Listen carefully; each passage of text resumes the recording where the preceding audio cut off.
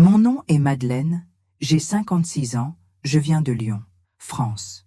J'ai été membre actif de l'église Luz do Mundo pendant de nombreuses années. Je n'aurais jamais imaginé qu'un jour je serais ici, à partager quelque chose d'aussi personnel, quelque chose qui m'a coûté autant. Je n'enregistre pas cette vidéo par haine, ni par vengeance. Je suis ici parce que je porte en moi une vérité qui me consume en silence, et le moment est venu de la libérer. Au début, je voulais juste me protéger. Je pensais que dénoncer serait la bonne chose à faire. Je pensais que quelqu'un m'écouterait. Je pensais que la vérité se frayait un chemin parmi ceux qui prétendaient servir Dieu. Mais j'avais tort, grave tort. Et c'est pourquoi aujourd'hui, je suis ici pour vous raconter ce qui s'est passé. Car le silence ne m'a pas protégée. Il m'a détruite de l'intérieur. L'histoire que vous allez entendre ici n'est pas simple. J'étais moi-même très réticente avant l'enregistrement. J'avais peur. Peur du jugement, des représailles, d'être perçue comme une femme amère. Mais la vérité ne peut plus être étouffée. Et si vous avez déjà été réduite au silence au sein d'une église, si vous avez déjà vu quelque chose de mal et n'avez pas pu en parler, cette vidéo vous concerne peut-être aussi. Signaler semblait être la bonne chose à faire, mais je n'avais aucune idée du prix que j'allais payer. Cette phrase résume tout ce que j'ai vécu, mais j'ai survécu. Et aujourd'hui, même si je tremble intérieurement, je suis là, non pas parce que c'est facile, mais parce que c'est nécessaire. Si cette histoire vous touche de quelque manière que ce soit, je vous demande gentiment, laisse ton like, abonnez-vous à la chaîne pour recevoir plus de rapports comme celui-ci, et commentez ci-dessous le nom de votre ville et de votre pays. Je veux savoir jusqu'où cette vérité va, et qui est prêt à écouter. Son nom était connu dans tout le pays. Le diacre Jean-Paul, comme tout le monde l'appelait, était considéré comme un véritable exemple de foi, de sagesse et de leadership. Dès mon arrivée dans cette congrégation Lumière du Monde, j'ai entendu parler de lui. Et lorsque je l'ai rencontré en personne, j'ai compris pourquoi tant de gens l'admiraient. Il était charismatique, parlait avec autorité, avait toujours une réponse biblique sur le bout de la langue et semblait avoir un lien particulier avec Dieu. Sa présence imposait le respect. Ses paroles provoquaient souvent un silence absolu. Et sa proximité avec les responsables de l'Église le rendait quasiment intouchable. Il était courant de le voir entouré de membres en quête de conseils, de femmes qui l'admiraient profondément, de jeunes qui le voyaient comme un modèle. On l'invitait à animer des réunions, à prêcher lors de cérémonies importantes, à oindre des personnes dans des moments de douleur et de confusion. Beaucoup disaient qu'il avait le don de révélation. D'autres affirmaient que Dieu parlait par sa bouche. Moi-même, pendant longtemps, j'y ai cru. Je lui faisais confiance. Je le respectais. Je le défendais. Et je n'aurais jamais imaginé que, derrière ce sourire accueillant et ses mains tendues en prière, se cachait quelque chose que personne n'osait soupçonner. La vérité, c'est que Jean-Paul savait exactement comment se comporter devant les gens. Il connaissait le langage spirituel, savait quand élever la voix, quand pleurer pendant un témoignage, quand être humble et quand être ferme. On aurait dit qu'il avait été formé pour être vénéré. Il arpentait les allées de l'église avec l'air de quelqu'un qui porte un secret, mais entouré d'une aura de sainteté que personne n'osait remettre en question. Les plus jeunes frères voulaient lui ressembler. Les plus âgés le traitaient avec révérence. Et la direction ? Eh bien, la direction le protégeait comme s'il était un joyau sacré de l'institution. Il y avait quelque chose d'étrange dans tout ça, mais sur le moment, je ne l'ai pas vu. Personne ne l'a vu. Et ceux qui l'ont vu ont préféré faire semblant de ne pas l'avoir vu. Pourquoi affronter quelqu'un comme ça ? Jean-Paul, c'était comme s'opposer au système lui-même. Il était présent aux retraites, aux événements régionaux, aux baptêmes et aux offices les plus solennels, toujours avec une parole forte, une chaleureuse accolade, une autorité spirituelle qui, avec le temps, devint incontestable. C'était comme si son nom était gravé dans la pierre, intouchable, inébranlable et au-dessus de tout soupçon. Sa confiance était si grande que des parents lui confiaient leurs enfants. Des jeunes se confessaient à son oreille. Des femmes cherchaient conseil. Et chacun repartait avec la certitude d'avoir parlé à un homme choisi par Dieu. Le pouvoir qu'il exerçait dépassait largement la hiérarchie ecclésiastique. C'était un pouvoir émotionnel, psychologique, presque hypnotique, une sorte de domination qui s'installait progressivement sans que personne ne s'en aperçoive. Et plus je l'observais, plus elle semblait grandir. Il était appelé à représenter la congrégation lors de réunions avec des dirigeants internationaux, participait à des décisions importantes et était farouchement protégé par tous ses supérieurs. Petit à petit, cependant, de petits détails ont commencé à me perturber. Mais tout était si subtil, si masqué par des paroles saintes, que mon esprit ne me permettait pas de soupçonner quoi que ce soit. Comment un homme doté d'une telle autorité spirituelle pouvait-il faire quelque chose de mal? Comment pouvais-je remettre en question quelqu'un qui passait des heures à prier, à jeûner et à guider des vies? Comment pouvais-je douter de quelqu'un qui disait toujours « Tout ce que je fais est pour la gloire de Dieu ». C'était difficile, c'était impossible, car là-bas, dans cette structure qu'on appelait une église, spiritualiser tout était la règle, et douter d'un diacre revenait à douter de la volonté de Dieu lui-même. Le plus troublant, c'était la rapidité avec laquelle tout commentaire qui ressemblait à une critique à son égard était étouffé. Les gens changeaient de sujet, ils déformaient leurs propos, ou bien ils répondaient avec des versets bibliques comme bouclier « Ne touche pas à loin du Seigneur, Dieu est le juge de ses serviteurs ». Ce genre de phrase m'a longtemps réduit au silence. Elles m'ont forcé à ravaler des sentiments inexplicables, jusqu'au jour où tout a basculé. Mais avant cela, il me fallait comprendre qui était Jean-Paul. Un homme, protégé par une image de sainteté, enveloppé par une structure de pouvoir et tenu en l'air par une église qui confondait la révérence avec l'idolâtrie. Et peut-être, si j'avais davantage écouté mon intuition, peut-être si quelqu'un avant moi avait eu le courage. Bien des choses auraient pu être évitées, mais personne n'a parlé, personne ne s'est douté, personne n'a réagi, et j'ai été le premier à le faire. Et c'est pourquoi je suis ici aujourd'hui, à payer le prix de briser le silence, sur un homme qui, pour tous, était un serviteur de Dieu, mais qui, pour moi, allait se révéler être le début de mon plus grand cauchemar. Ce n'était pas un scandale majeur. Il n'y a pas eu de cri, il n'y a pas eu de plainte. Ce n'était qu'un instant, un détail, un instant où quelque chose en moi a semblé se figer, même si personne autour ne l'a remarqué. Nous étions à une réunion d'église, un événement courant après les offices du dimanche après-midi. Il y avait de la nourriture sur la table, des enfants courèrent dans la pièce, une douce musique de fond. J'aidais à la cuisine quand j'ai regardé et aperçu le diacre Jean-Paul qui parlait à un groupe d'adolescents. Jusque-là, tout allait bien. Il avait toujours été proche des jeunes, un pasteur de jeunes âmes, comme on disait. Mais ce jour-là, quelque chose m'a fait arrêter. Ce n'était pas le fait qu'il soit avec les jeunes. C'était sa façon de les regarder, sa façon de parler, sa posture qui semblait plus proche que je ne l'aurais cru.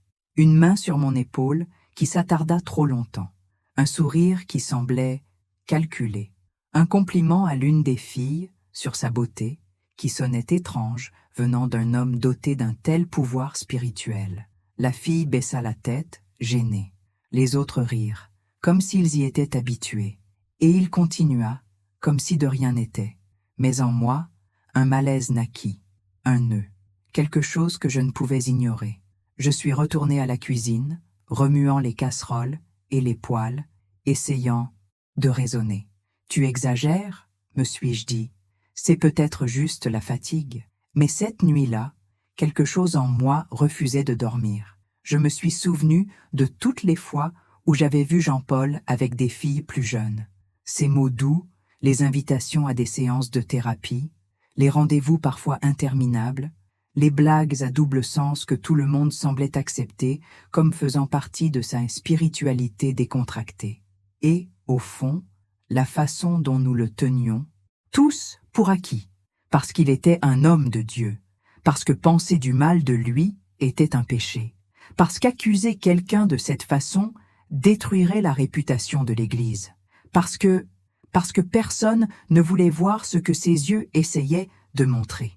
J'ai passé les jours suivants à observer en silence chaque geste, chaque approche, chaque commentaire qu'il faisait aux jeunes femmes.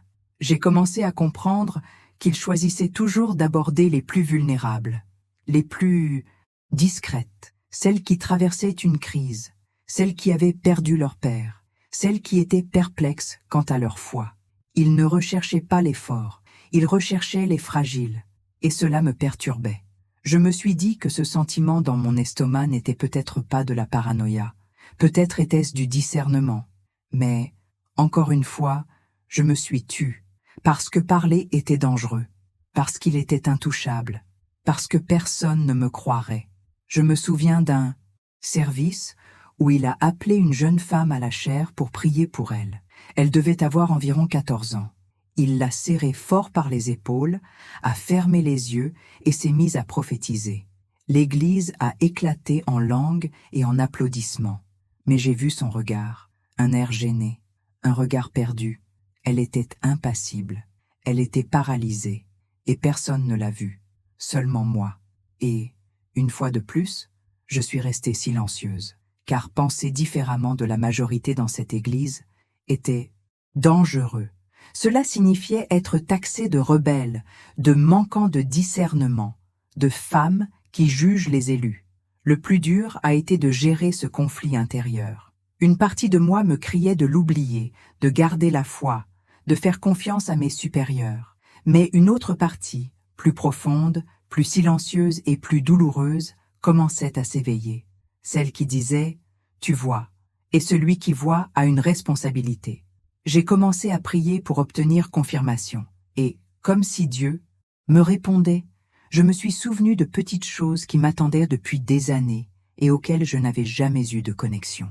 Une jeune femme qui avait soudainement quitté l'église, une autre qui s'était éloignée sans explication, une jeune femme qui, des mois après avoir suivi une thérapie avec Jean-Paul, avait complètement changé de comportement. Je me souviens d'une jeune femme qui pleurait beaucoup, mais personne ne lui demandait pourquoi. C'est un combat spirituel, disait-il. Elle est mise à l'épreuve. Ainsi, chaque douleur était spiritualisée. Chaque angoisse était traitée comme une faiblesse. Personne n'examinait la racine de la souffrance, parce que le sol sur lequel nous marchions était sacré, et trop sacré pour être remis en question. Mais pour moi, ce terrain commençait à se fissurer. Et lorsque j'ai discrètement mentionné quelque chose qui m'avait dérangé à une autre sœur, la réponse est venue rapidement et sèchement.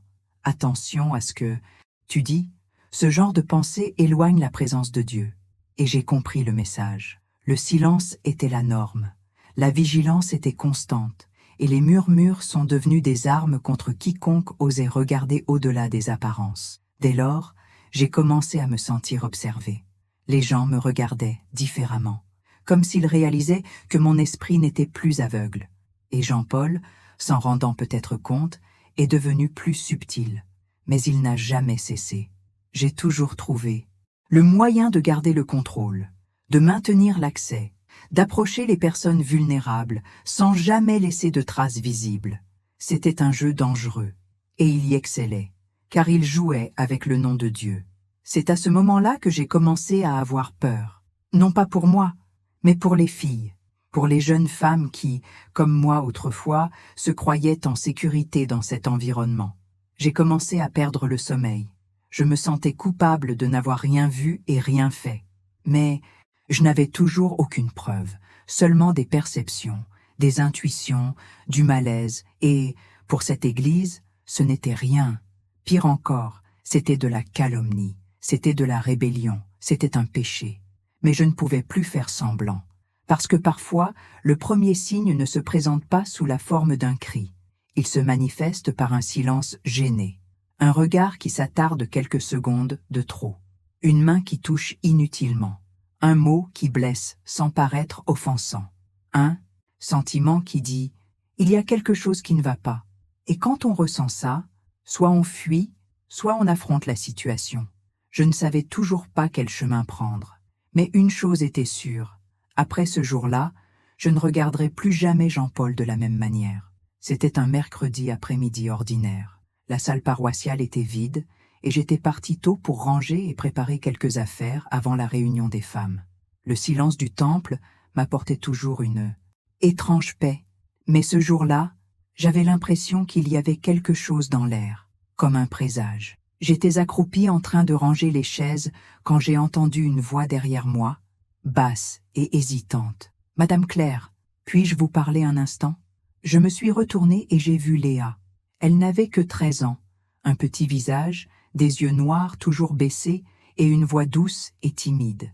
C'était l'une des filles les plus réservées de la congrégation, la fille d'un nouveau converti qui travaillait de longues heures et ne pouvait pas toujours l'amener au culte. Elle avait l'air nerveuse, ses mains tremblaient et ses yeux étaient rouges, comme si elle avait déjà beaucoup pleuré avant de m'atteindre. J'ai hoché la tête et tiré une chaise pour qu'elle puisse s'asseoir à côté de moi. « Qu'est-ce qui ne va pas, mon ange ?»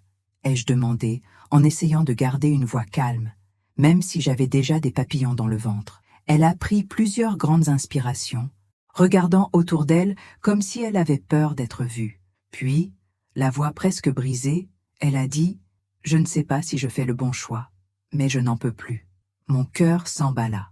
Ces mots ne sortaient pas de nulle part. Une fille de 13 ans ne dit pas ça sur un coup de tête. Et puis, entre silence, larmes et hésitation, elle commença à me raconter. Elle me raconta que Jean-Paul, le diacre très respecté, l'avait appelée pour lui parler, lui disant qu'il voulait l'aider spirituellement. Elle me dit qu'au début, ce n'était que des paroles, mais ensuite vinrent les attouchements, les compliments sur son apparence, les invitations à des moments de prière en tête-à-tête. Et un jour, les attouchements dépassèrent les bornes. Tandis qu'elle parlait, chaque mot me transperçait la poitrine. C'était comme si tout ce que j'avais toujours ressenti, tout ce malaise, toute cette intuition, se matérialisait maintenant devant moi, sous la forme d'une enfant effrayée, se culpabilisant, incertaine de sa dignité. Elle disait « Je l'ai peut-être provoqué, c'est peut-être juste ma tête, c'est un homme de Dieu, non ?» Je tremblais, non pas de doute, mais de colère, d'impuissance, de ne pas savoir quoi dire tout de suite sans briser davantage cette fille déjà blessée. J'ai serré Léa fort dans mes bras. Je lui ai demandé de respirer, de se sentir en sécurité avec moi. Je lui ai dit qu'elle n'était coupable de rien, qu'aucun homme, aussi spirituel soit-il, n'avait le droit de toucher une fille comme ça. Elle pleurait sans arrêt. Et moi, j'ai lutté pour ne pas pleurer avec elle, parce qu'une partie de moi savait déjà qu'à cet instant, ma vie avait changé. Plus rien ne serait comme avant, pas après ce que j'avais entendu, pas après avoir regardé cette fille dans les yeux et vu le poids qu'elle portait. J'avais deux choix, le silence, comme tant d'autres l'avaient fait avant moi, ou l'action. Mais agir, pour une femme comme moi, dans une église, comme celle-là, était plus que dangereux. Cela signifiait renoncer à ma réputation, à ma place dans la communauté, à la paix apparente que cette structure offrait. Cela signifiait remettre en question un système de pouvoir déguisé en foi. Cela signifiait être traité de menteuse, de rebelle, de femme instrumentalisée par l'ennemi. Malgré tout, je savais qu'il n'y avait pas de retour en arrière possible. Ce que j'entendais de la bouche de Léa était un appel à l'aide, et quiconque entend un tel appel doit y répondre. J'ai passé cette nuit-là sans dormir. Je me suis repassé chaque mot, chaque expression. Je me suis demandé 1000 fois si j'avais bien compris. Et en même temps, je me détestais d'avoir douté, car le doute faisait partie de ce que le système nous imposait. Dès notre plus jeune âge, on nous a appris à obéir, à faire confiance à l'autorité spirituelle. Et si quelque chose en nous nous disait « ce n'est pas bien », ce serait quand même de notre faute. J'ai vu la culpabilité ronger cette fille de l'intérieur et j'ai refusé qu'il lui arrive la même chose qu'à d'autres avant nous, ceux qui ont disparu, qui se sont tus, qui se sont languis en silence. Le lendemain matin, j'ai essayé de contacter une sœur de confiance, mais ma voix était brisée.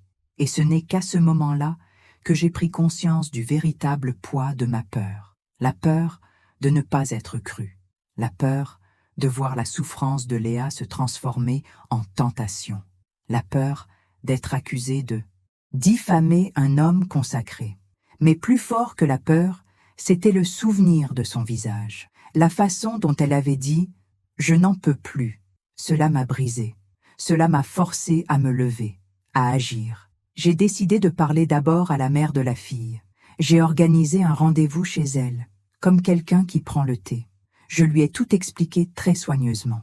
Et comme je le craignais, elle a été choquée. Elle a pleuré. Elle a nié.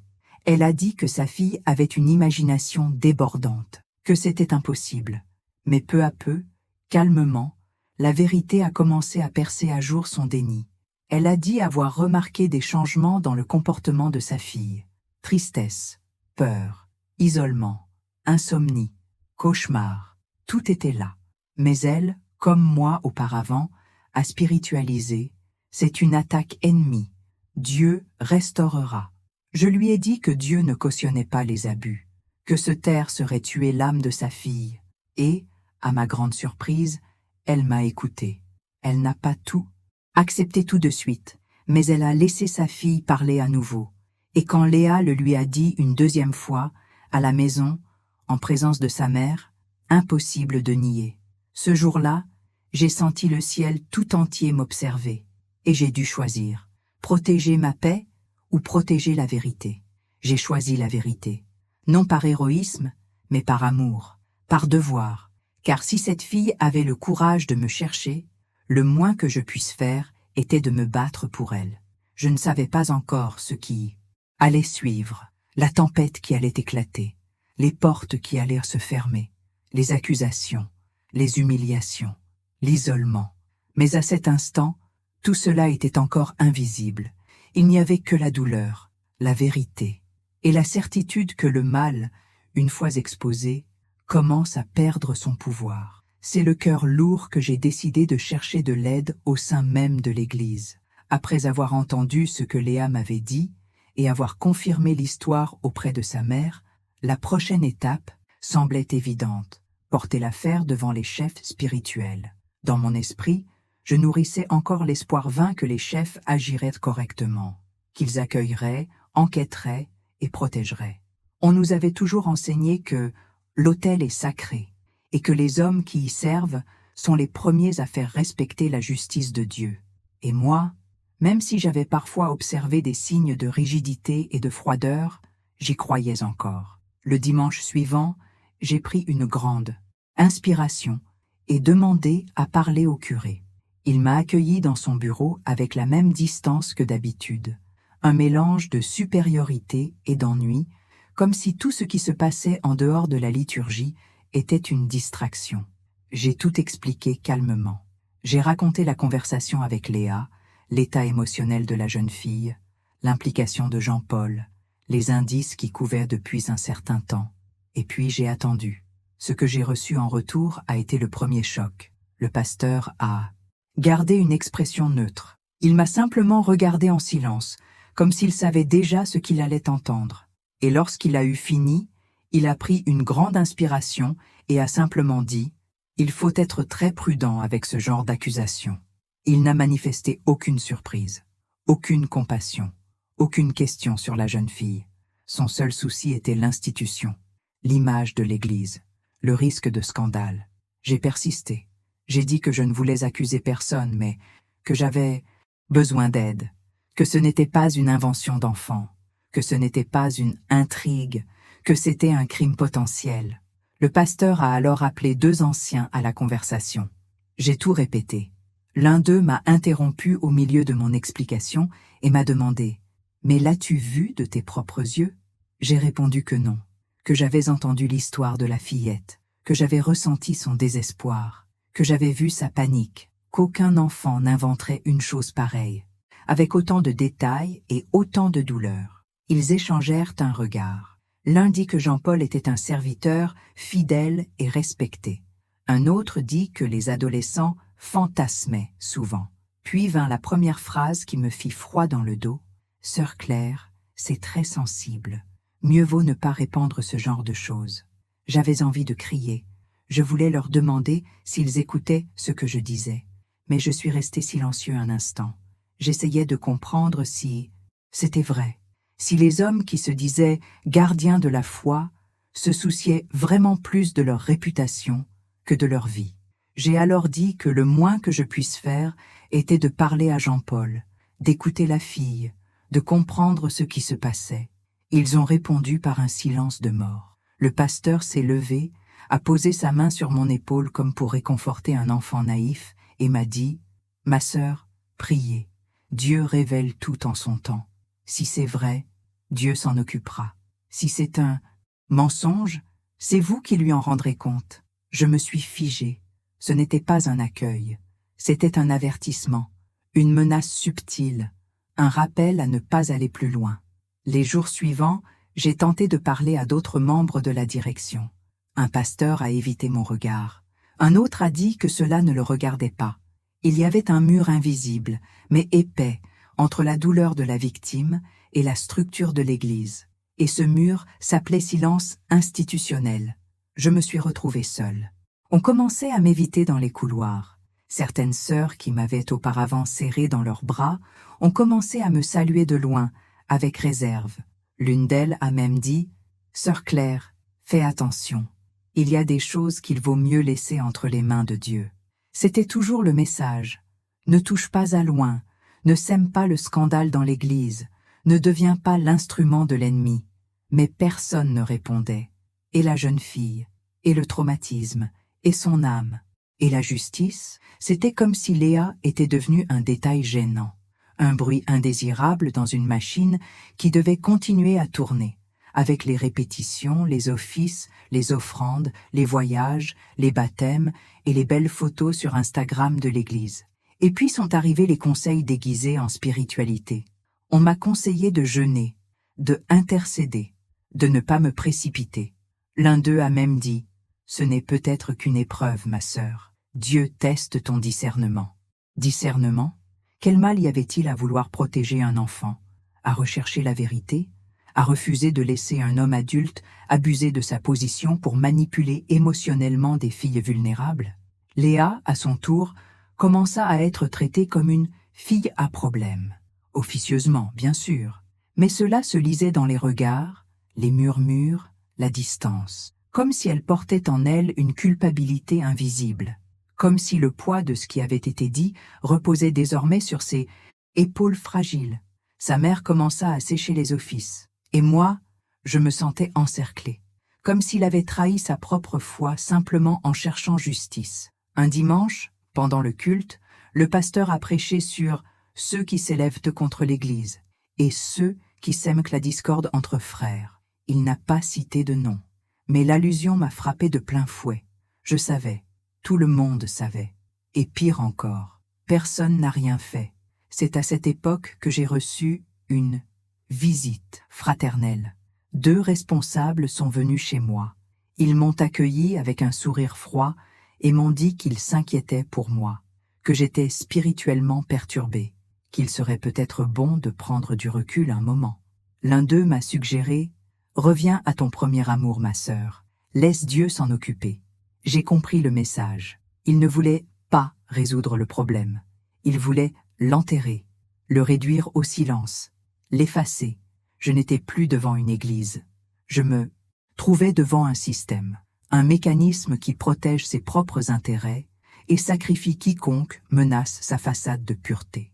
Et cette prise de conscience m'a détruit intérieurement. Pendant des semaines, j'ai pleuré seul. Je me suis interrogé. Je me suis blâmé. Je me suis même demandé s'il n'aurait pas été préférable de me taire. Mais chaque fois que le doute m'assaillait, je me souvenais du visage de Léa, de sa voix, de ses larmes.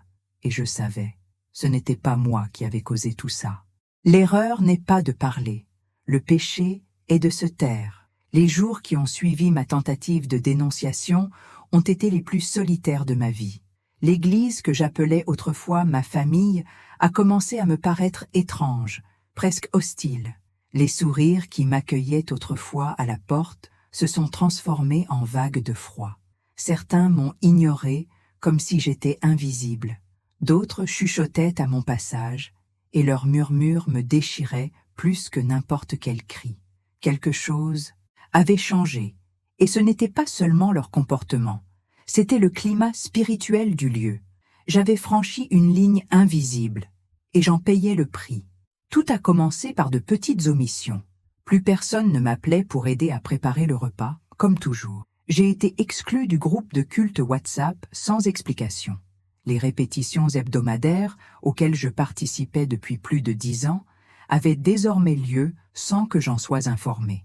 Quand j'ai demandé à l'une des sœurs pourquoi, elle a détourné le regard et m'a répondu qu'elle ne savait rien. Mais son expression en disait long. Elle savait. Tout le monde savait.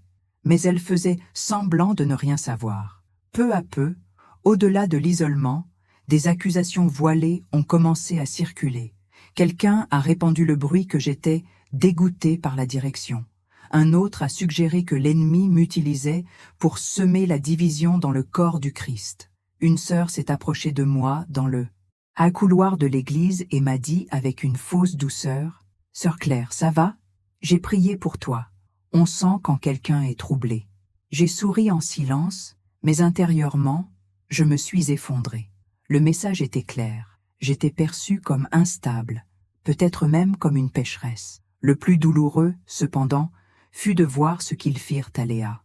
Elle disparut, littéralement. Elle cessa d'assister aux offices. Elle disparut des événements, des réunions de jeunes et des chorales. Sa mère disparut aussi. Personne ne posa de questions à leur sujet. Personne ne mentionna leur nom en public. C'était comme s'ils avaient été effacés de l'histoire de la congrégation. Un silence morbide régnait, comme si la douleur qu'ils portaient était une tache gênante qu'il fallait cacher sous le tapis de l'autel. Pendant ce temps, Jean-Paul poursuivait son œuvre comme à son habitude. Il montait en chair avec la même autorité. Il prononçait des prières puissantes. Il était invité à des conférences, des dîners et des réunions d'hommes. Lors d'un service spécial, le pasteur le remercia même pour l'exemple de fidélité et de service de notre bien-aimé diacre Jean-Paul. J'avais l'estomac noué. Il était exalté, tandis que la jeune fille qui avait tenté de demander de l'aide était renvoyée. Et moi, pour avoir tenté de servir de pont, j'étais crucifié. J'ai commencé à entendre des histoires déformées à mon sujet. On disait que j'étais jalouse du ministère, que je cherchais à attirer l'attention, que je cherchais à faire tomber l'homme de Dieu. Certains disaient que j'avais eu un désaccord personnel avec Jean-Paul par le passé, comme si mon geste était une vengeance. D'autres allaient plus loin. Ils insinuaient même que j'avais tout inventé parce que j'avais des sentiments non résolus pour lui. Ces calomnies ne me blessaient pas seulement, elles me faisaient honte. Moi, une femme de plus de 50 ans, une mère, une servante fidèle, j'étais dépeinte, comme déséquilibrée, ou pire, comme une femme amère et trompeuse. Et personne ne m'a défendue. Personne n'a dit « elle était toujours sérieuse, elle aidait toujours, elle n'a jamais suscité de soupçons ». Le silence de la direction était assourdissant. Et ce silence a alimenté les rumeurs, les regards en coin, l'exclusion. Petit à petit, ma place dans cette église m'a été retirée petit à petit. Un ami de longue date a cessé de me rendre visite. Un autre m'a bloqué sur les réseaux sociaux. Un couple qui avait l'habitude de dîner chez moi a commencé à traverser la rue en me voyant. Et pire encore, ma foi a commencé à vaciller. Non pas en Dieu, mais en ceux qui prétendaient le représenter. Lors d'une veillée, j'étais assis au dernier rang. Presque personne ne me regardait. À la fin, pendant la prière, le pasteur a dit « Il y a des gens ici qui essaient de porter de faux témoignages contre les serviteurs de Dieu. Surveillez votre langue. Dieu veille sur ses oints. » Je n'avais aucun doute. Ce message m'était destiné. Et une fois de plus, personne ne m'a défendu. Cet environnement ne m'appartenait plus. Et pourtant, j'ai persévéré, par habitude, par peur, par espoir que quelqu'un finirait par m'écouter. La douleur d'être réduit au silence par celui en qui on avait le plus confiance est inexplicable. C'est comme un abandon spirituel. Et lorsque cet abandon se déguise en religiosité, la douleur est double. On commence à se demander, Dieu me rejette-t-il aussi? Ai-je tort? Méritais-je ce châtiment? J'ai pleuré seule à maintes reprises, dans les toilettes de l'église, dans la voiture, avant de descendre, chez moi, cachée. J'ai pleuré parce que je me sentais sale intérieurement, parce que la vérité semblait maudite, parce que la justice était traitée comme une rébellion, et parce que, même si j'avais fait ce qui était bien, tout était mal. J'ai demandé conseil à des frères plus âgés. La plupart m'ont dit la même chose. Laisse Dieu s'en occuper. Ne touche pas à l'ointe. Ne dénonce pas l'Église. Mais aucun d'eux n'a posé de questions sur Léa. Aucun d'eux ne se souciait de l'état de la victime. L'institution était plus importante que la douleur. La réputation de l'Église était plus sacrée que l'âme blessée d'une jeune fille. Un jour, j'ai pensé à partir. Partir, tout simplement. Disparaître. Retourner à mon ancienne vie. Tout oublier. Mais quelque chose m'en a retenu. Ma conscience. Le souvenir de ce que j'avais entendu. Le sentiment que si je me taisais, je serais complice. Et je ne pouvais pas l'être. Même si cela me coûtait tout.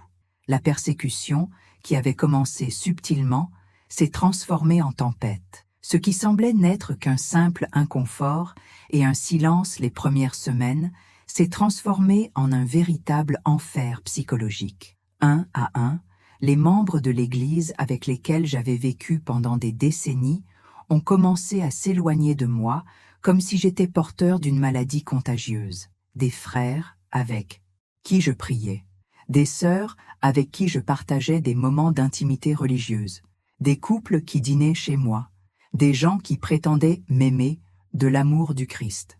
Soudain, tout s'est évaporé. Au début, ils m'ont dit qu'ils étaient confus. Nous voulons entendre les deux versions, disaient certains. D'autres baissaient simplement la tête et changèrent de sujet. Mais avec le temps, le dialogue s'est interrompu. Quand j'ai essayé de les approcher pour leur dire bonjour, ils se sont détournés. Quand je suis passé, ils ont changé de direction. Pendant la cérémonie, je sentais leur regard me brûler le dos. C'était comme si j'avais commis un crime en défendant une victime. Et puis sont arrivés les messages anonymes. Le premier mot est arrivé plié, laissé dans ma Bible, que j'avais oublié sur le banc de l'église. Il disait « Tu le regretteras, ne t'en prends pas à loin ». Mon cœur s'est figé. J'ai regardé autour de moi, mais personne ne semblait remarquer ma frayeur. J'ai emporté le journal chez moi, caché. Quelques jours plus tard, un soir, j'ai reçu un appel anonyme. Une voix masculine m'a dit « Vous creusez votre propre tombe spirituelle. Soyez prudent avec qui vous affrontez. » Ils ont raccroché avant que je puisse dire quoi que ce soit. À partir de ce moment-là, les menaces sont devenues plus fréquentes et plus directes. La rébellion est comme la sorcellerie. Ne touchez pas à l'ointe. Quiconque s'en prend à un homme de Dieu en subit les conséquences. Certaines de ces phrases étaient déguisées en conseils spirituels, délivrés avec le sourire. D'autres étaient des messages laissés par des tiers. Le pire, c'était de ne pas savoir d'où venait l'attaque. Il n'y avait pas de visage, seulement des ombres, la peur. Ma famille a également commencé à souffrir. Mon plus jeune fils, qui allait encore à l'église, m'a dit qu'il ne pouvait plus assister aux offices en paix. Les adolescents le regardaient avec mépris. Un animateur de jeunesse l'a convoqué pour un entretien spirituel et lui a dit qu'il devait renoncer à l'influence négative de sa mère. Il est rentré à la maison les yeux rouges et sans voix. Ma fille, qui avait déjà quitté l'église pour d'autres raisons, m'a supplié de tout laisser tomber.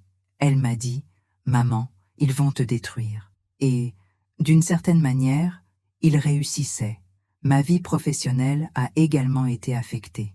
Certains clients de ma petite boutique, qui allaient aussi à l'église, ont cessé d'acheter. D'autres ont demandé à annuler leurs commandes sans explication. Une sœur, qui commandait régulièrement des souvenirs pour ses retraites, m'a dit qu'elle ne pouvait plus s'occuper de moi à cause de son accompagnement spirituel. J'ai vu l'argent me filer entre les doigts. Mes profits ont chuté. Je me suis retrouvée à diviser mes courses en deux. C'était comme si un boycott silencieux avait été décrété sur ma vie. J'ai reçu des visites inattendues. Des anciens ont frappé à ma porte au nom de l'amour chrétien. L'un d'eux m'a regardé droit dans les yeux et m'a dit « Sœur Claire, si tu continues à insister, Tu vas tout perdre. Pense à ton salut. » J'ai tremblé. Ce n'était pas une visite pastorale. C'était de l'intimidation. Mes voisins, qui me voyaient auparavant comme un exemple de foi, ont commencé à me regarder avec suspicion. Les ragots avaient débordé des murs de l'église. Dans un supermarché, j'ai entendu 2 femmes murmurer mon nom. L'une d'elles m'a pointé discrètement du doigt. J'ai fait semblant de ne pas entendre, mais mon âme a tout compris. On m'appelait la femme rebelle, celle qui s'est retournée contre l'Église, celle qui veut être vue. Et à chaque nouvelle menace, à chaque nouvel affront, à chaque nouveau coup, je me demandais « Seigneur, j'ai bien fait, pourquoi dois-je payer ce prix ?» Mais le silence de Dieu est parfois l'épreuve la plus dure. J'ai commencé à être malade, pas physiquement, mais intérieurement. J'ai commencé à avoir des crises de larmes sans raison. J'ai mal dormi. Je me suis réveillée avec le cœur qui battait fort, comme si quelque chose de grave allait arriver. J'ai commencé à avoir peur de sortir. Je me sentais observée, comme si tout le monde était complice d'un jeu que je ne comprenais plus. J'avais l'impression de vivre un cauchemar spirituel, un labyrinthe sans issue. Et j'avais beau crier, personne ne voulait m'aider. Ni les dirigeants, ni mes frères, ni Dieu, me disais-je. Je suis allée au commissariat. J'ai envisagé de porter plainte. Mais arrivé sur place, je me suis figée. Comment expliquer quelque chose d'aussi complexe, d'aussi subtil, d'aussi spirituel, à des gens qui ne voient les choses qu'en noir et blanc? Je suis partie sans rien signaler. Je me sentais impuissante, perdue, et, en même temps, submergée par une douleur qui grandissait en moi comme un feu. Il y a eu des moments où j'aurais souhaité revenir en arrière, me taire, faire comme si je n'avais jamais rien su, être à nouveau acceptée, redevenir sœur Claire, respectée, aimée, utile, mais quelque chose en moi me disait que cela aurait un prix encore plus grand. Mon âme, ma conscience, ma foi profonde. Ce qui me maintenait en vie, ce n'était plus l'espoir de justice, c'était mon amour pour cette fille, Léa. C'était la certitude que si je me taisais, plus personne ne parlerait pour elle, et que si je laissais cette violence s'enfouir sous le silence, je tuerais la vérité. Une seconde fois. Oui, ma vie est devenue un enfer, mais pire que l'enfer extérieur, c'est l'enfer du silence face à l'injustice. Il est arrivé un moment où j'ai compris qu'au sein de l'Église, il n'y aurait pas de justice. Là, la seule vérité qui comptait était celle des puissants. Et ce que je recherchais, ce n'était pas le pouvoir, c'était la dignité, c'était la vérité, c'était la protection de ceux qui, comme Léa, souffraient invisiblement, au nom de Dieu. C'est alors que j'ai décidé que je ne pouvais plus me battre seule, même dans l'obscurité. J'ai pris une grande inspiration et j'ai commencé à sortir de ma bulle. J'ai cherché de l'aide là où on disait qu'il n'y avait pas de salut, à l'extérieur de l'Église. Ma première démarche a été de consulter un avocat. Un avocat, un ami d'enfance qui ne fréquentait plus aucune église, m'a accueilli dans son cabinet comme on ouvre les portes d'un exilé. Je tremblais en lui racontant tout. Les mots me bloquèrent la gorge, car révéler cela à quelqu'un qui ne partageait pas ma foi me semblait une trahison. Mais c'était la seule voie possible. Il m'a écouté attentivement. Quand j'ai eu fini, il m'a dit « Claire, ce n'est pas seulement un péché, c'est un crime, et tu as raison de ne pas te taire. » Avec son aide, j'ai engagé une procédure judiciaire. J'ai rassemblé ce que j'ai pu. Témoignages de victimes, messages et témoignages indirects. J'ai déposé plainte. En l'apprenant, l'Église a réagi comme si j'avais jeté des pierres sur l'autel. La première réaction a été une déclaration voilée lue pendant un office. Il y a parmi nous des gens qui sont infectés par la rébellion et qui sont utilisés pour faire honte à l'œuvre du Seigneur. Ils n'ont pas mentionné mon nom. Ils n'en avaient pas besoin. Tout le monde le savait. Puis les calomnies publiques ont commencé. On m'a traité de menteuse, de déséquilibrée, de femme amère par les refus passés. Une sœur que j'avais aidée à traverser des moments difficiles a eu le courage de publier sur les réseaux sociaux. Méfiez-vous des loups déguisés en brebis. Certains se font passer pour des saints, mais sont manipulés par le diable. Ça faisait mal. Chaque mot me piquait comme un couteau. Mais cette fois, je n'allais pas reculer. J'ai créé un profil anonyme sur les réseaux sociaux et commencé à raconter mon histoire. Je n'ai cité aucun nom. Je n'ai pas mentionné directement l'Église. J'ai simplement décrit les faits, les sentiments, les craintes et, à ma grande surprise, d'autres voix ont commencé à émerger. Voix de femmes, de mères, de jeunes, des commentaires timides au début, comme des murmures « il m'est arrivé quelque chose de similaire » ou « j'ai aussi vu des choses étranges, mais j'avais peur d'en parler ». En quelques jours, la page que j'avais créée comportait déjà des dizaines de messages privés. Certains étaient encourageants, d'autres emplis d'une profonde douleur. Et là, j'ai réalisé une douloureuse vérité. Mon histoire n'était pas unique. Ce diacre n'était pas un cas isolé. La culture du silence, de la peur et de l'idolâtrie envers les dirigeants était plus répandue que je ne l'aurais imaginé. Une femme m'a raconté que, des années plus tôt, son fils avait déposé une plainte similaire et qu'on lui avait demandé de quitter l'Église. Une autre a révélé que le même diacre avait été muté dans une autre congrégation à 3 reprises, chaque fois après la publication de commentaires dangereux. Et en lisant tout cela, quelque chose en moi s'est brisé et s'est reconstruit. Je n'étais pas folle, je n'étais pas seule. J'ai commencé à recueillir ces voix. Certaines ont autorisé la publication anonyme de leurs histoires. D'autres ont simplement préféré me remercier. Il y avait de la douleur, de la honte, de la peur, mais il y avait aussi du courage. Et c'est ce réseau de soutien silencieux qui m'a donné la force de continuer. Même si on m'appelait Judas, même si on m'accusait d'agir ainsi par vengeance ou pour la gloire, je savais que je combattais pour quelque chose de plus grand.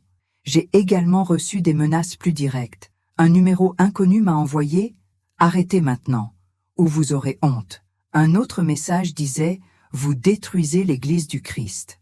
Dieu vous en tiendra responsable ». Et pourtant, j'ai persévéré, car je savais que ce n'était pas l'Église qui était détruite, mais l'idole qu'ils y avaient érigée.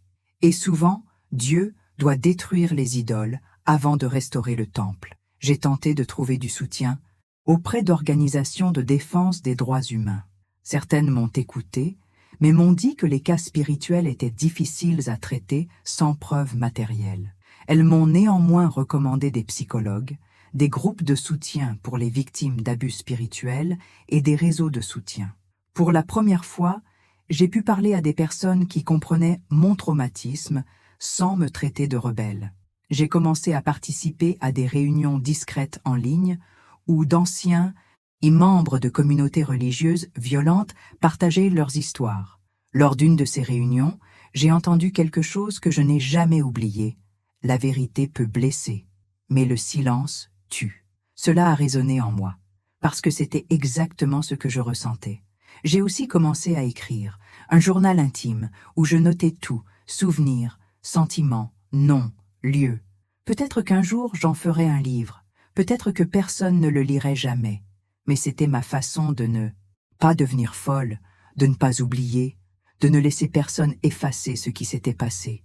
Car la plus grande violence n'était pas seulement ce que cet homme faisait à la victime, c'était ce que l'institution me faisait quand je décidais de refuser le silence.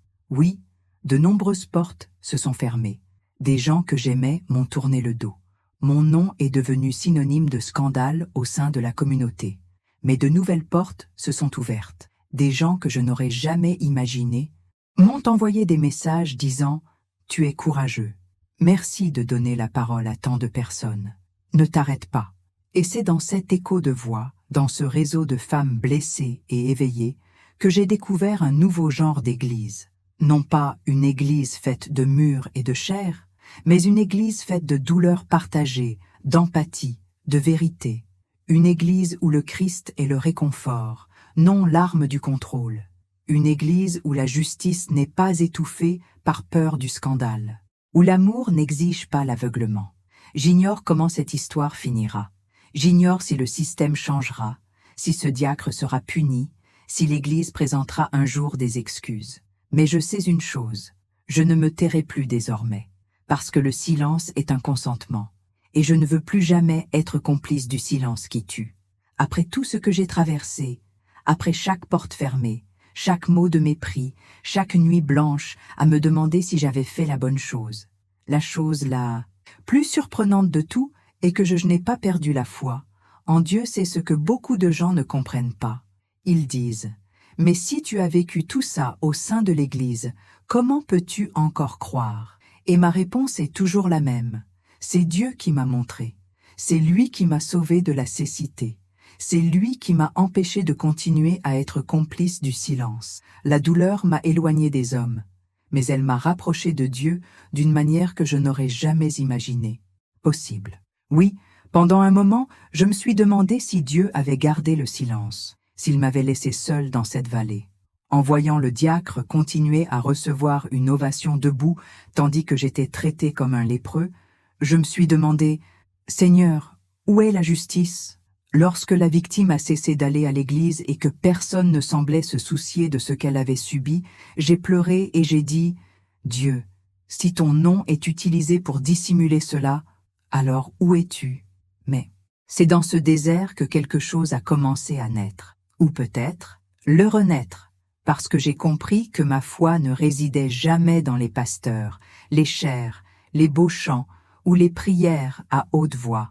Ma foi était en quelque chose de plus grand, de plus pur, la foi qui me soutenait avant même de connaître une église, la foi de ma grand-mère, de ma mère, cette foi silencieuse qui n'a pas besoin d'être mise en lumière, la foi qui dit « Même si je marche dans la vallée de l'ombre de la mort, je ne craindrai aucun mal. » C'est dans cet endroit sombre, où il semblait n'y avoir personne d'autre, que j'ai recommencé à ressentir la présence de Dieu.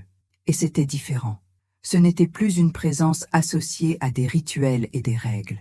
C'était une présence qui m'accueillait telle que j'étais, blessée, fatiguée, méfiante, mais vivante. Je me souviens d'un matin, assis dans la cuisine avec une tasse de thé, regardant par la fenêtre. Le ciel était gris, comme mon cœur, et j'ai murmuré « Dieu, donne-moi un signe que tu es toujours avec moi. » Le même jour, j'ai reçu un message d'une femme qui avait lu mon compte anonyme. Elle disait « Tu m'as sauvé la vie. J'allais tout abandonner, mais tes paroles m'ont montré que Dieu n'est pas enfermé dans un bâtiment. Merci d'exister. » J'ai pleuré pendant des heures, parce que là, j'ai compris que le silence était rompu, et c'était l'œuvre de Dieu. C'est grâce à ce processus que j'ai renoué avec d'autres personnes qui, comme moi, avaient rompu avec la structure de l'Église, mais pas avec leur foi. Des femmes, des hommes, des jeunes qui avaient été expulsés, humiliés, qualifiés de rebelles, mais qui continuaient à chercher Dieu, les larmes aux yeux et l'âme meurtrie. Nous formions, sans le savoir, une communauté invisible, un peuple blessé, mais toujours croyant, un peuple qui savait que l'institution pouvait échouer, mais pas l'Esprit de Dieu. J'ai commencé à participer à des réunions en ligne, à des cercles de soutien, où nous partagions nos histoires. Personne n'utilisait de titre. Il n'y avait pas de diacre, pas de ouin, pas de guide spirituel. Juste des personnes assoiffées de vérité. Et là, sans pression, sans obligation, sans peur, ma foi a été restaurée. J'ai redécouvert la Bible, non plus comme un livre qui me réduisait au silence, mais comme une source de lumière. J'ai découvert des passages jamais lus au culte, des versets sur la justice, la miséricorde, le courage de dénoncer le mal, même au sein du temple. J'ai lu l'histoire des prophètes qui ont affronté les rois, l'histoire de Jésus qui a chassé les changeurs du temple. Et j'ai compris, je n'étais pas contre Dieu. Je suivais exactement ce qu'il faisait. Cette prise de conscience a tout changé, car pour la première fois depuis longtemps, j'ai cessé de me sentir coupable. La honte s'est transformée en force. La solitude a cédé la place à l'empathie. Et cette phrase qu'on m'a tant répétée, « Ne touchez pas à loin », a perdu son pouvoir, parce que j'ai compris qu'aucune onction ne peut couvrir le péché. Aucun homme de Dieu ne peut faire du mal à une brebis et continuer à se cacher derrière la foi. Et aucune institution n'a le droit de réduire au silence une mère qui réclame justice. Aujourd'hui, ma foi est différente. Elle ne repose plus sur la peur, mais sur la confiance. Elle ne repose plus sur des personnes, mais sur des principes. Je crois toujours, et peut-être plus que jamais, car aujourd'hui, ma foi a été mise à l'épreuve, et elle a survécu. Parce que j'ai vu l'enfer déguisé en paradis, et pourtant, j'ai continué à chercher la lumière. On dit que le traumatisme éloigne les gens de Dieu. Dans mon cas, il m'en a rapproché, car j'ai dû désapprendre tout ce qu'on m'avait enseigné sur l'obéissance aveugle pour apprendre ce qu'est le discernement spirituel. J'ai dû être traité comme un ennemi de la foi pour découvrir ce que signifie aimer la vérité. Et j'ai dû être expulsé du temple pour découvrir que l'autel le plus sacré est le cœur de ceux qui n'acceptent plus le mensonge. Je continue à prier, mais maintenant, mes prières sont libres, sans répéter des phrases apprises par cœur, sans demander pardon pour mes questions. Maintenant, je prie avec vérité. Je prie pour ceux qui sont encore prisonniers, pour ceux qui ne voient pas. Je prie même pour ceux qui m'ont blessé, car, même si je suis blessé, je ne cherche pas la vengeance. Je veux la libération. Si vous écoutez ceci et que vous rencontrez quelque chose de similaire, sachez ceci, tu n'es pas seul. Votre foi peut survivre, même si l'Église vous a blessé. Dieu n'est pas parti. Dieu n'est pas du côté des oppresseurs. Il est à vos côtés, même quand tout le monde se détourne. Il vous voit, il vous entend, et surtout, il vous comprend, parce que c'est lui qui m'a montré tout ça. Et s'il me l'a montré, c'est parce que ne veut plus du silence. Il arrive un moment où l'on cesse de fuir sa propre conscience. Un moment où le silence pèse plus lourd que tout jugement. Et c'est exactement là où j'en suis. Je regarde cet appareil photo, mon cœur exposé, démasqué, et je dis avec toute la sincérité qui est en moi, ma vie est devenue un enfer, parce que j'ai dit la vérité. Mais si je me taisais, je tuerais mon âme. Beaucoup de gens ne comprendront pas. Certains se moqueront même de moi. D'autres me traiteront de rebelle, de perturbatrice de la foi, de femme instrumentalisée par l'ennemi. J'ai tout entendu, mais aucune de ces voix ne m'a autant blessée que l'idée de me regarder dans le miroir et de savoir que j'étais une lâche, d'avoir vu la douleur de quelqu'un et d'avoir fermé les yeux, d'avoir entendu un appel à l'aide et d'avoir prétendu que ce n'était qu'un murmure. Cela, oui, serait impardonnable. Aujourd'hui, je n'ai peut-être plus les mêmes amis. Je ne franchis peut-être plus les mêmes portes. Je ne reçois peut-être plus les mêmes câlins lors des réunions. Mais vous savez ce que j'ai? La paix de ceux qui n'ont pas trahi la vérité. La paix de ceux qui ont choisi de ne pas faire partie du système qui occulte, étouffe et déforme le nom de Dieu pour protéger les hommes. La paix de ceux qui ont été blessés, mais qui n'ont pas perdu leur voix. Et c'est avec cette même voix que je vous parle maintenant. Oui, vous qui me regardez, peut-être en silence, peut-être caché, peut-être les larmes aux yeux, car vous reconnaissez, dans ce que j'ai vécu, des bribes de ce que vous avez aussi vécu. Peut-être avez-vous été réduit au silence, manipulé, discrédité. Peut-être êtes-vous encore prisonnier de la peur. Et si tel est le cas, je veux que vous écoutiez attentivement ce que je vais vous dire. Tu n'es pas seul. Je sais ce que c'est que de tout perdre en parlant ouvertement. Je sais ce que c'est que de percevoir une once de vérité dans un océan de mensonges. Je sais ce que c'est que de crier sans que personne ne vous écoute. Mais je sais aussi ce que c'est que de voir Dieu venir vous chercher dans ce désert. Je sais ce que c'est qu'il murmure dans votre cœur. Mon fils, j'ai vu ce qu'ils t'ont fait, et je ne t'ai jamais quitté. Ce n'est pas facile, je ne vais pas mentir. Ça fait mal, ça saigne, et il y a des jours où l'on a envie de disparaître. Mais la vérité a un pouvoir que personne ne peut effacer. Elle dérange, elle secoue, elle libère. La vérité est comme une graine, on peut essayer de l'enterrer. Mais un jour, elle perce la terre, elle grandit, elle devient un arbre, et elle offre de l'ombre à ceux qui sont eux aussi las de vivre sous le soleil brûlant du mensonge. Si vous sentez dans votre cœur que vous voyez des choses dont personne n'a le courage de parler, si vous sentez que quelque chose ne va pas, mais que tout le monde dit que c'est normal. Si vous avalez la douleur chaque jour juste pour sauver les apparences, entendez cet appel. N'ayez pas peur. Si la peur vous étouffe, respirez profondément et répétez-vous intérieurement, avec force, avec foi, avec le courage de quelqu'un qui sait qu'il est appelé à quelque chose de plus grand. Ma foi est plus grande que ma peur. Écrivez ceci dans les commentaires, même anonymement, même si c'est terrifiant. Écrivez-le comme un acte prophétique, comme un geste courageux, parce que parfois, il suffit d'un petit geste pour changer le cours de notre vie. Une phrase, un éclat, un cri écrit avec des mots. Votre foi n'a pas besoin d'être parfaite, elle doit simplement être vraie. Et je vous le promets, Dieu honore la vraie foi.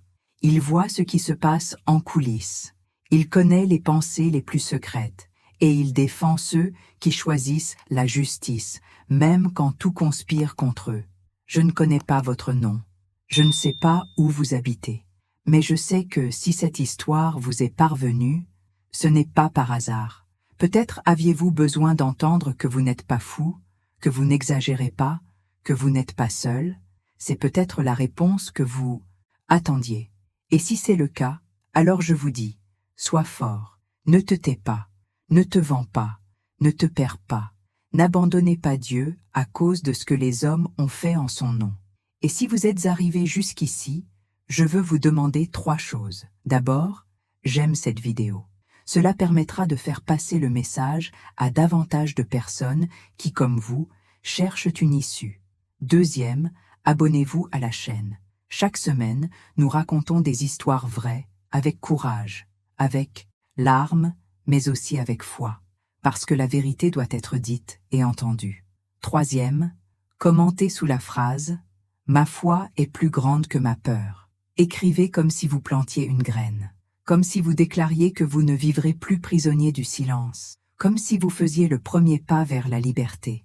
Et si vous souhaitez poursuivre sur ce chemin de guérison, de courage et de lumière, je vous invite à regarder la vidéo suivante qui apparaît sur votre écran. C'est une autre histoire vraie et poignante de quelqu'un qui a décidé, lui aussi, de se libérer de la peur et de choisir la vérité. Parce qu'au final, c'est ce qui nous libère, la vérité. Et elle est plus puissante que n'importe quel enfer qu'ils essaient de nous envoyer.